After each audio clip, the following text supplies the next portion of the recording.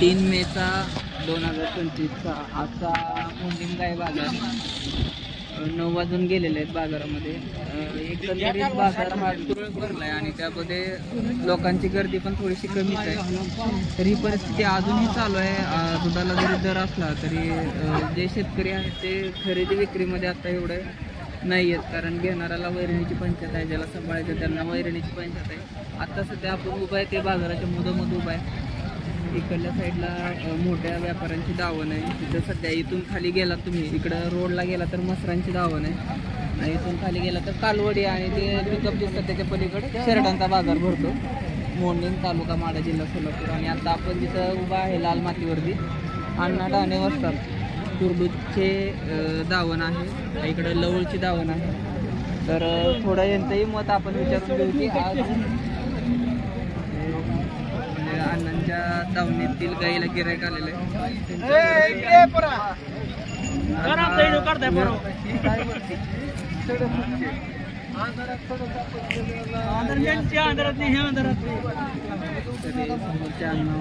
आणि पाठीमागच्या आहेत ते गांधीले लवळची त्यांची दावण आहे।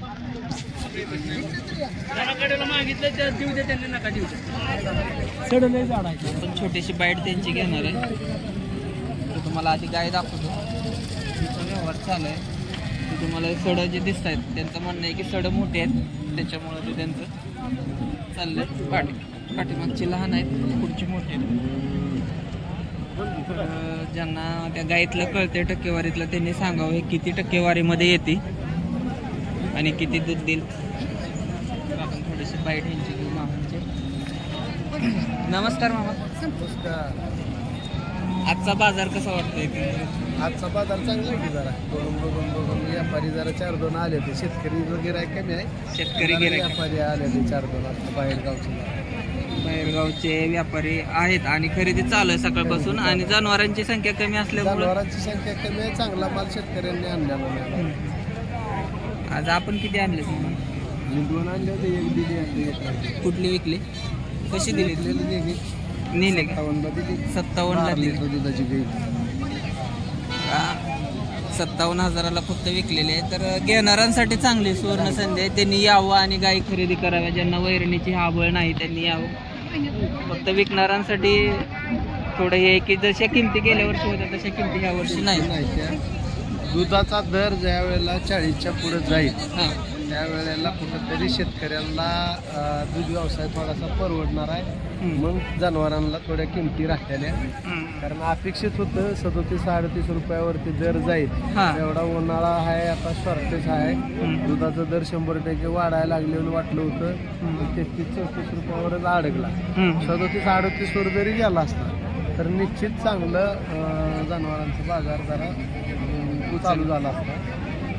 सध्याला शेतकऱ्याला परवडणं गेले, म्हणजे वैरणीची टंचाई आहे आणि त्याच्यात सध्याची परिस्थिती सगळ्या महागाईमुळं दूध व्यवसायात काय राहणं गेले।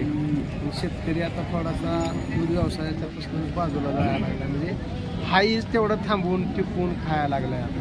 वाढीव काय त्यांच्या डोक्यात दिसत नाही सध्याच्या परिस्थितीत। नवीन काय अजून शेतकरी दुधाकडे व्यवसायाकडे येईल।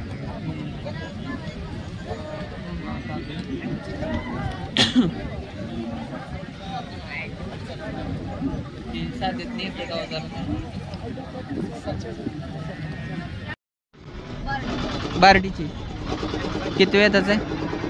पहिला रो कालवड आहे दाताला